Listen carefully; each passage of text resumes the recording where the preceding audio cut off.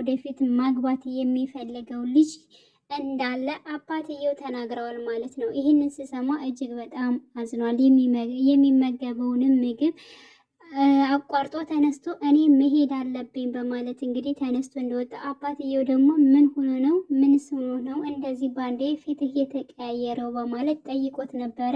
ይበቃኛል በልቻለሁ፣ ግን ደግሞ ከዚህ መሄድ አለብኝ፣ ደህና ዋሉ ፋዘር በማለት እንግዲህ ከቤት ወጥቷል ማለት ነው። የሚወዳት የሚያፈቅራት ሀና ጓደኛና ፍቅረኛ ወይንም ደግሞ ሊያገባት የፈለገው እንዳለ ሲያቅ እጅግ በጣም ስላዘነ ከቤት ወጥቶ ሄዷል ማለት ነው። እና ምን ያደርጋል ተመልሶስ ወደ እነ ሀና ቤት ይመጣል ወይ መፍቀሩን መውደዱን ይነግራታል ወይንስ ደግሞ አይነግራትም ወይ የሚለው ነገር እንግዲህ እሱም በጣም አሳሳቢ ይሆናል ማለት ነው።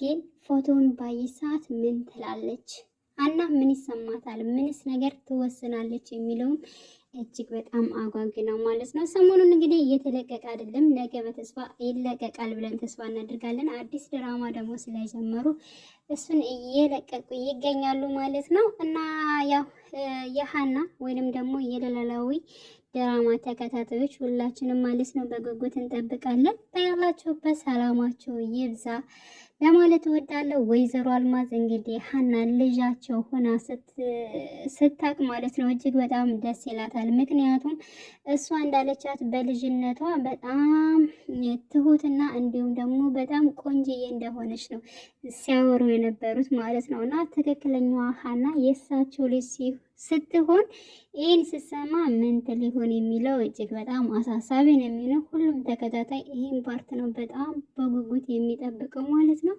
እና ውድ ቤተሰቦቼ በያላችሁ በሰላማችሁ ይብዛልኝ። መልካም ጊዜ ተመኘውላችሁ።